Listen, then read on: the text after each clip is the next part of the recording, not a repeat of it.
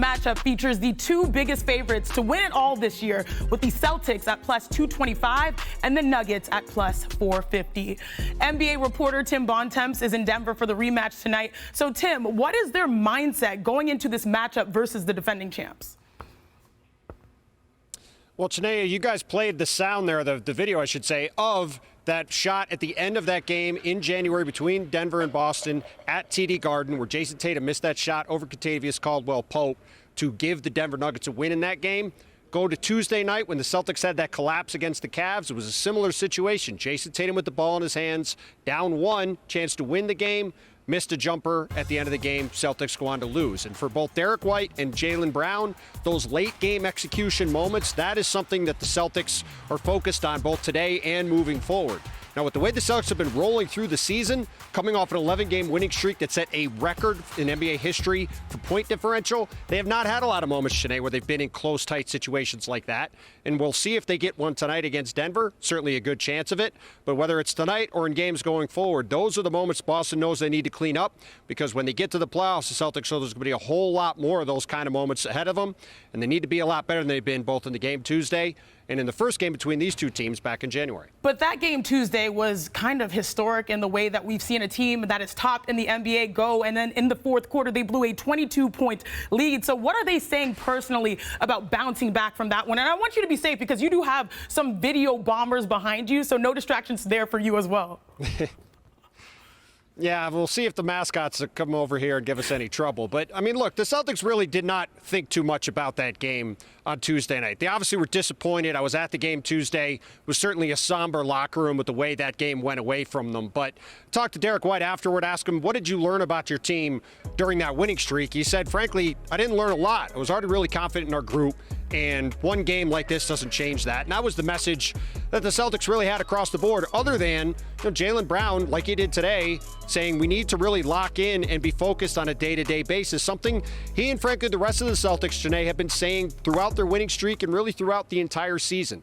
This is a team that knows that just getting back to the finals like they did 2 years ago against Golden State is not going to be good enough for them. There's really only one acceptable outcome, which is getting to the finals and winning that 18th championship banner. Anything short of that is going to be a disappointment, and that's really been the mentality they've had from training camp all the way up until now. I think right now that the Boston Celtics are the better team.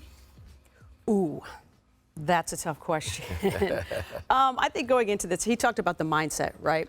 And I think from a coaching standpoint, you want to drop a nugget, just pun intended, pun intended, into your not only your own team's head that, hey, we can win here, but also a little doubt maybe in Denver that, like, they can beat you in Denver.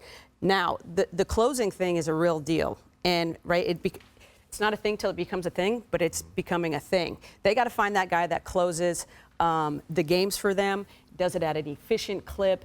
And when they find that guy, I think the sky's the limit. But I think this is a mental thing right now for Boston more than anything. Brian, do you think that this is a mental matchup? This is something that will give Boston confidence so that they can make it to the NBA Finals and actually bring home banner number 18? This is such a big game. I mean, as a regular season game, you can never put too much weight on it, but this is such an important game because the last two games we have seen Boston at their absolute best. The way they played Sunday, if they replicated that during the spring, they would walk to a championship. I've almost never seen more impressive play than I saw in the first half of that game. And they were at their worst 48 hours later against the Cavs, where they completely froze up down the stretch in clutch time, something we've seen happen to them time and time again that has given them trouble in the playoffs the last 2 years. So here we have this moment where they've seen the angel and the devil on their two shoulders, their best and their worst, going to Denver. This is a perfect situation. The injury report is clean. Everybody's had time off. Boston flew there on Tuesday night. They've been in the altitude for 48 hours. This is a great opportunity. Denver is awesome at home. This is strength on strength. The opportunity for the Celtics to make a statement. I can't wait for this game. There's really nothing that truly comes out of it, but the way that the Celtics play is a real indication of where their relative standing is to the champs, and I for one, cannot wait for this game tonight.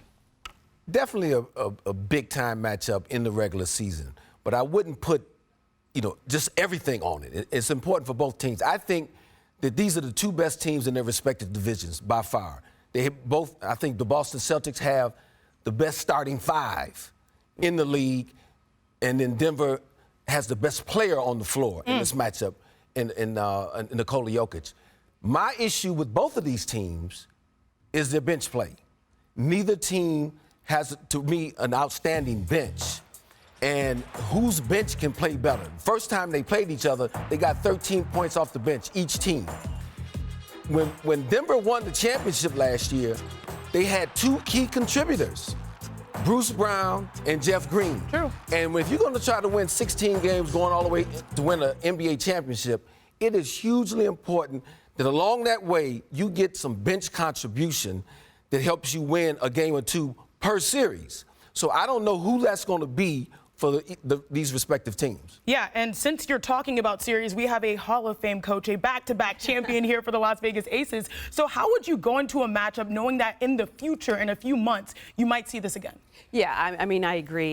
It's about as big as a regular season matchup that you can have, but you're not going to show them your whole hand, especially when you know you might be seeing them down the road in more important games, such as the playoffs and the NBA Finals.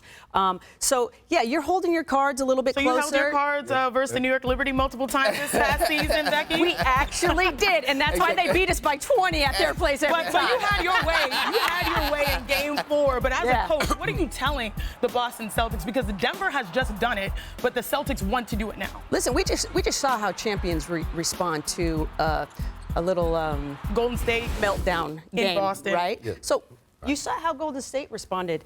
They're proven champions. I think Boston is still trying to get, with this specific group, obviously we know there's many champions in the Boston line, but this group is trying to get into that championship conversation. And when you have your worst outing, you know, how do you bounce back? Show me some resiliency. Show me some mental toughness. And no better team to do it against than the defending champs. Like, let's go. Correct. What you got? And I see that's how Joe Mazzulla's going to challenge that group going in the game. That is true, but I think a lot of people say, hey, the Nuggets are the favorites, but they're still in the Western Conference. So, Brian, who would you be more surprised by if they did not show up in the NBA Finals? I guess probably Boston, because the teams in the East are all banged up right now. None of their top competition is playing at their best. Now, we're in early to mid-March here. I don't know who's going to be healthy and who's playing well. But it's Boston, and then a lot of injury reports behind them. They are definitely a step above everybody else. In the West, you can make a case for 2 or 3, 4 different teams, even though Denver is the leader amongst them. So I would suspect that Boston has the easier path, but you make assumptions in the NBA, you start to get embarrassed. I've certainly seen that.